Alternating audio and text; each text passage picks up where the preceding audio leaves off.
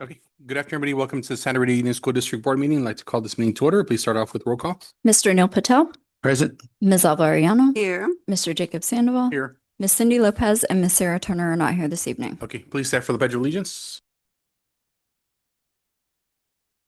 Ready, begin. I pledge allegiance to the flag of the United States of America and to the republic for which it stands, one nation, under God, indivisible, with liberty and justice for all. Okay, moving on to item 1.3. Can I get a motion to approve the board agenda, please? So motion. Second. All those in favor? Aye. Captain. Motion 3-0. Okay, today in closed session, we have item 2.1, potential litigation under Government Code Section 5495.6.8 and 5495.6.9. We also have item 2.2, public employee performance evaluation under Government Code Section 54957. And then we have item 2.3, conference with labor negotiators under Government Code Section 54957.6. 2.4, public employee appointments / evaluation discipline under Government Code Section 54957. Is there any public comments regarding closed session items? There are not. Can I get a motion to adjourn the closed session? So motion. Second. All those in favor? Aye. Aye. Motion 3-0. Okay, see everybody afterwards. I'm gonna get.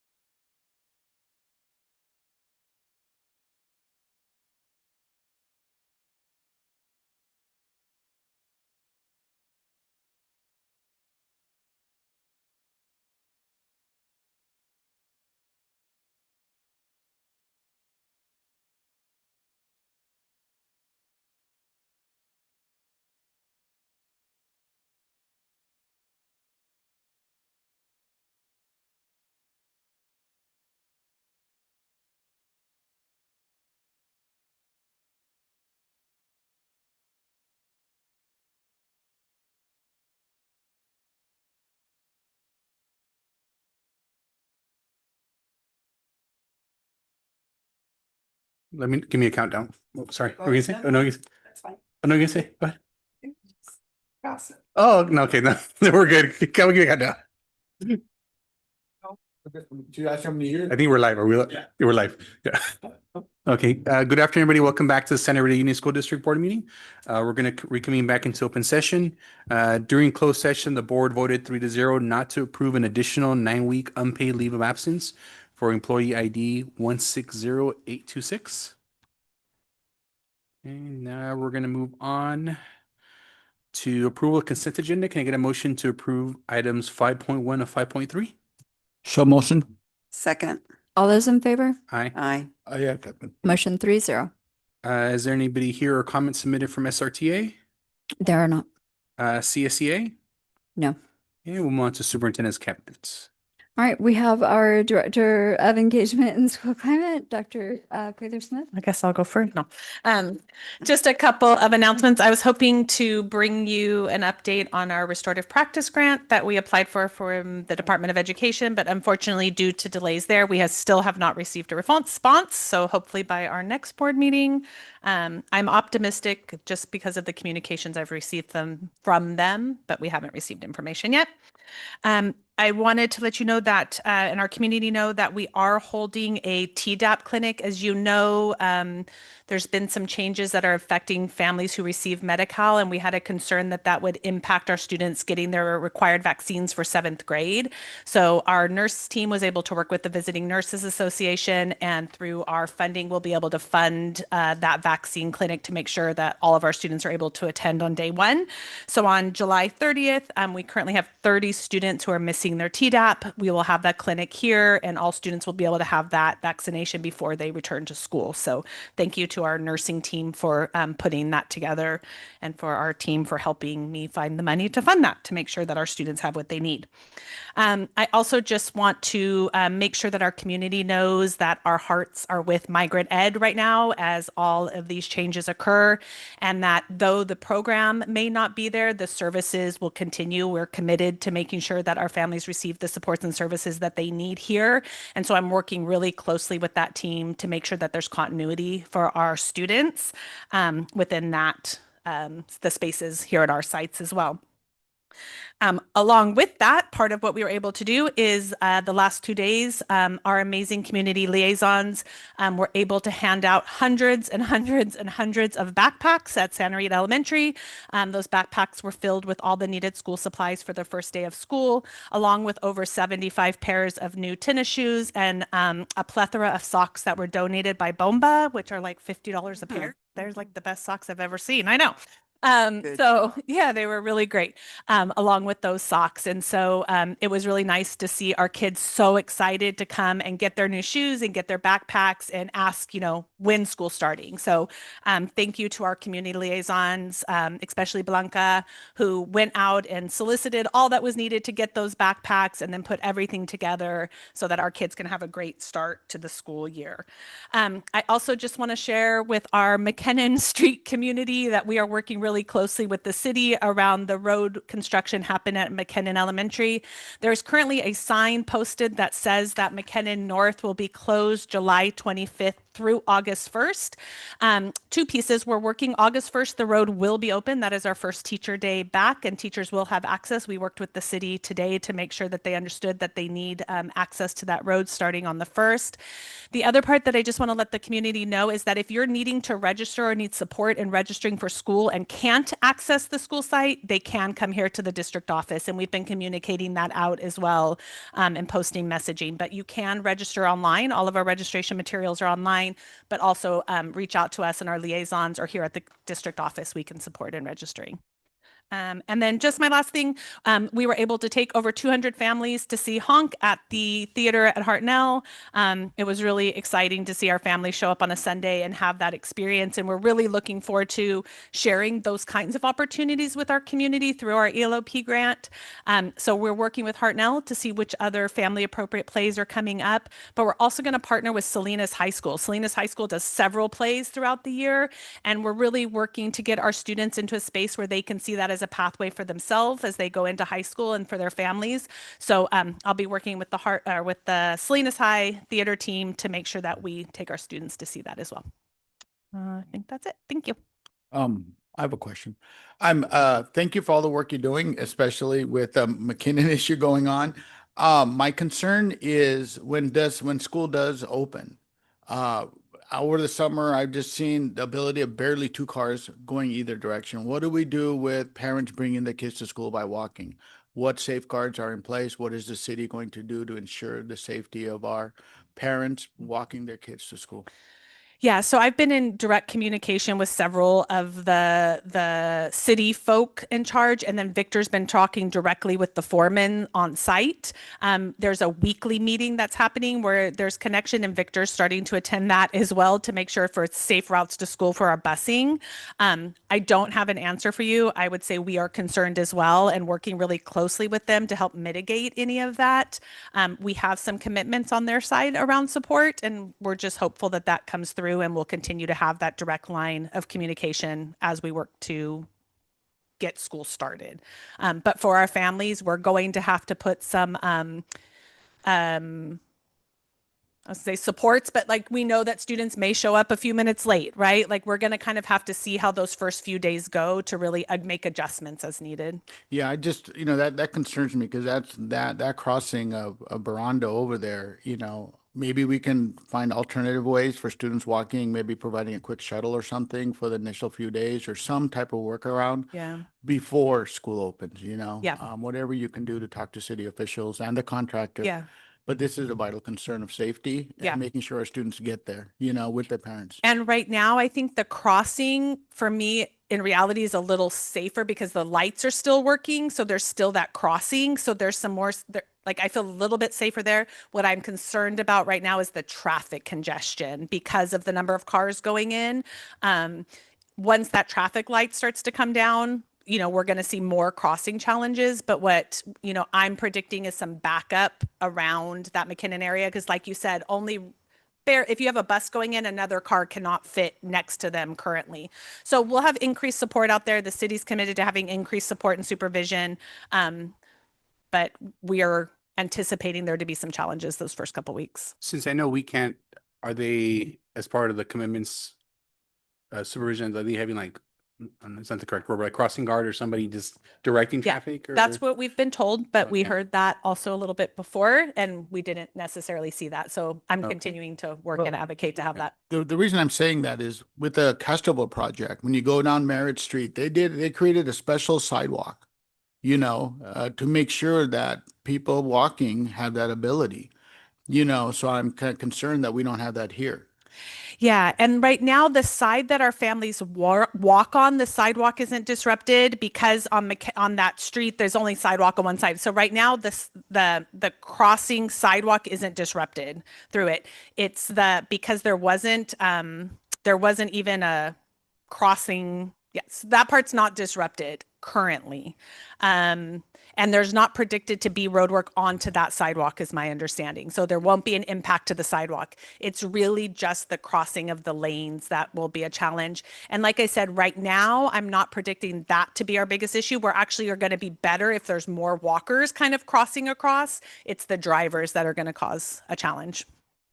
And they might drive because they think walking is an issue, even though it's not. Right. So they might choose to drive Yeah. their kid there. Yeah.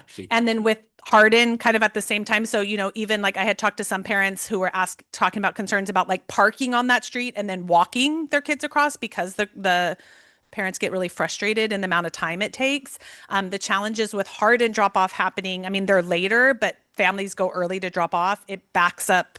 As Elvin knows, it backs up that whole road as well. So we'll be, modifying as the days go on in those first couple of days to make sure that our students and families are safe. It's hard for me to predict right now exactly what it's going to look like, but yeah.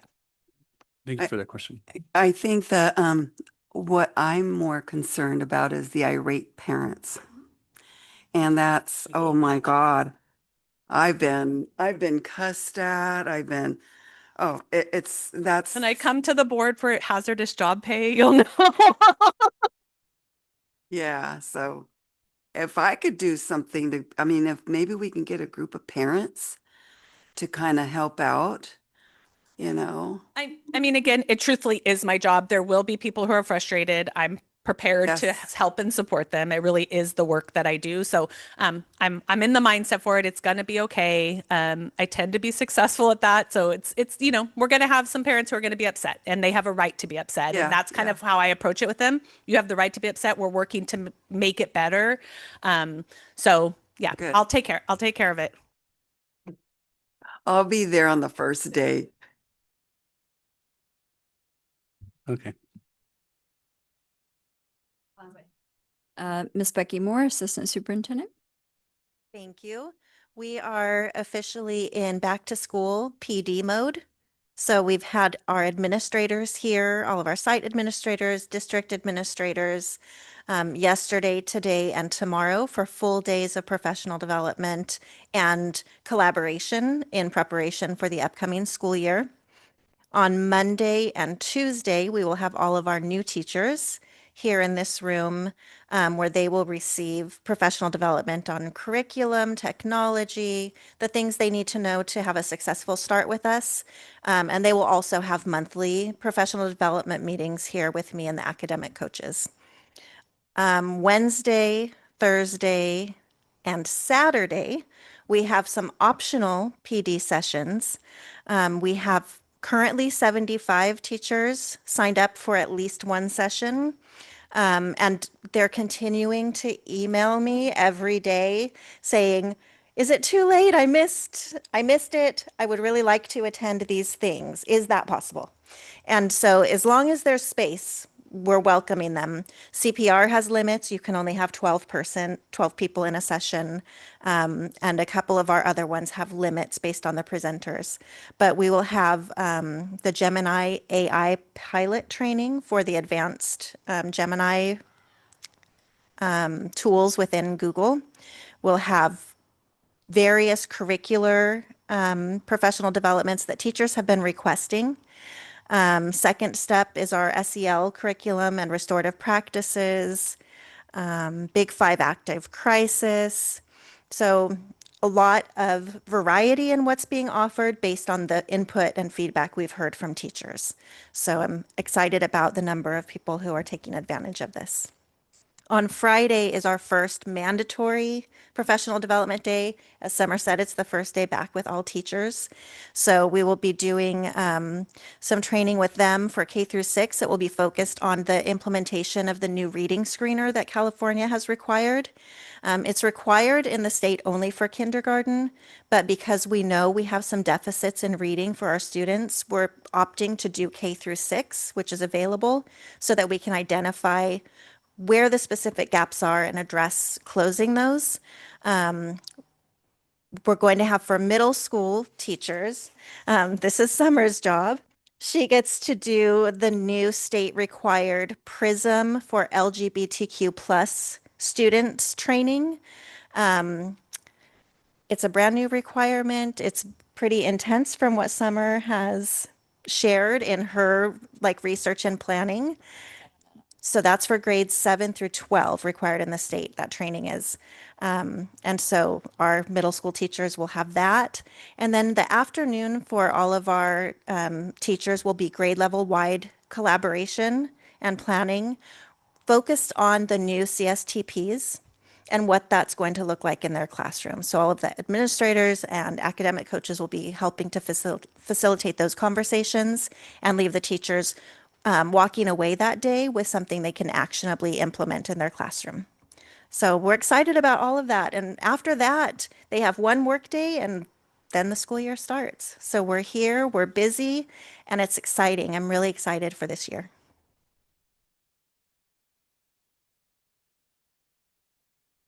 Okay, thank you for the updates. Move on to the board. Mr. Neil Patel. I just want to thank Congresswoman Zoe Lofgren. She arranged for a tour of Washington when I was out there, and I also conveyed to her office my concern. I hope that district's concern about funding being withheld, our minority programs, funding being decimated. Also with thank you to Congressman Jimmy Panetta. He's been very vocal on making sure we get our funding back, this is vital. For our education, we have a mix of dollars coming in, but to withhold funds that have already been approved by Congress, and it just hurts us as educators not to provide those things that have been promised, to our various constituent groups. So thank you, Congresswoman Lofgren, and thank you, Congressman Panetta, for all you're doing for the state. Godspeed, and hopefully this will be resolved soon. Thank you. Okay, Ms. Loriano. Also, thank you to Congressman Lofgren. I think we got a email from CSBA, and I went ahead and submitted my request as to why those funds are being held. So, hope and she did text back. So, and it was a really good response that she had. I'm sure it was the same response for everybody, but I mean, it was good that she did at least respond. So, thank you. Yeah, thank you both for advocating and just kind of reminding our elected officials and stuff. Just excited for the new school year. I appreciate our district and how welcoming it looks to be. I know I drive by La Jolla School, so just reminding Victor, you know, it's great to welcome our students and our parents to just the trimming of the trees and washing and the weeds, just making it look really good for our students as they kind of come back, a clean environment as kind of we come back. And just looking forward to the back to school nights and just getting to see everybody back in action. Moving on to Dr. Alderman. For us, the school year's already started. And so this is a lot of the behind the scenes work and things like that. And I know Victor's crew is like going around and we have pictures of them painting the curb. So I'm like, oh, actual curb appeal. And then like the mowing and the trimming and the cobwebs and all of those things that happen over summer to try to get that done because they're doing the internal deep cleaning in classrooms and then all the outside touches. And I know they were repainting some of the picnic benches and tables and as we were walking through last week. And so just getting to each next thing and making sure that that's all done. And so looking forward to welcoming our students back, trying to get some of those videos out so people know what kind of action has been happening in the summer because school business doesn't stop.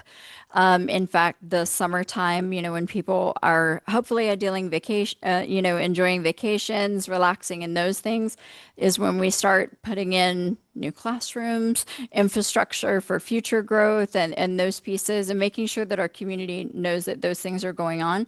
And then when it's time to showcase and be ready to welcome students, that we go out and we have those events so that our community can come help open those facilities with us. We've got some murals at GV that the crews have been working on diligently throughout the summer. That's going to be a great unveiling when they're ready to go. And those other pieces, new playground structures for all of our elementary schools are up and running and getting everything ready for our students. And it feels like a quick rush now, but we all know how much goes on through every day just to get it ready. So when they walk in, it's got that fresh school year smell. They've got that feel, that excitement to be back at school with their new teachers and start a new school year. So we're excited. Perfect. Thank you for the update. Is there any public comments regarding non-agenda or agenda items? We have no public comments. Okay. 8.1 is a public hearing, a resolution and school facilities needs analysis for level 2 and level 3 fees. At this time, do I have to open up the hearing? Yeah. Okay. It's 6:25 and I'm going to open up the hearing now. Thank you. I am representing our CBO and her diligent work in making sure that we have our updated draft SFNA for leveraging level 2 and level 3 developer fees. And so you have to do a regular update and the analysis of growth, student projection, and those pieces that go in for a formula to determine what the statutory developer fees are for residential and commercial. And so these have been posted publicly, announced in the newspaper on our timeline. We've received no questions, no feedback on our developer fees, on our draft SFNA. And so what we're looking for is for our collection for residential development pursuant to our government code is going to go up to $7.27 per square foot. And then for our commercial is $14.54 per square foot. Is there any questions or comments from the board? Okay, it's 6:26. I'm going to close this public hearing. We're going to move on to item 9.1, which is action item, approval of board resolution and school facility needs analysis for level 2 and level 3 fees. Thank you. It's the action item that comes following that public hearing. Okay, can I get a motion to approve? So motion. Second. All those in favor? Aye. Aye. O'Neill? Aye, Captain. Motion 3-0. Item 9.2, approval of contract with Learning Genie. This year, our transitional kindergarten will begin of the pilot year of administrating the DRDP, which is a common assessment for ECE programs. This is recommended by the state. We anticipate it potentially could become a requirement, so we thought it's a good time to start easing our teachers into it because it's very different than the type of assessment they've done previously. There is a tool that makes the administration much more streamlined and also provides an opportunity for them to easily pull reports, data, lesson plans that align with the standards. And so that is Learning Genie, and I'm here to recommend that we approve this program for implementation this year. We have a UPK grant that will cover the fee for that at least this year, if not for a few more years. Okay, can I get a motion to approve? So motion. Second. All those in favor? Aye. Aye, Captain. Motion 3-0. Okay. Elva? Alva? Oh, Yeah. Sorry. sorry, I was looking at the second one. Yes. Second. Aye. Aye. Yes. 3-0. That's okay. Yeah. Yeah. Okay, advanced planning, our next regular board meeting would be August 13th, 2025. Is there any suggested future board items? I want to know how many, do we know now maybe how many TKs are enrolled? I just was having that conversation. This number hasn't been updated because they're finishing importing, but currently all of our TKs look like they are full with a wait list. Oh, nice. That's great news. So I'm actually going to meet with them right after this. Great. Okay, thank you. Can I get a motion to adjourn at 6:29? I make a motion to adjourn. Second. All those in favor? Aye. Aye. Captain. Motion 3-0. Okay, have a nice evening, everyone.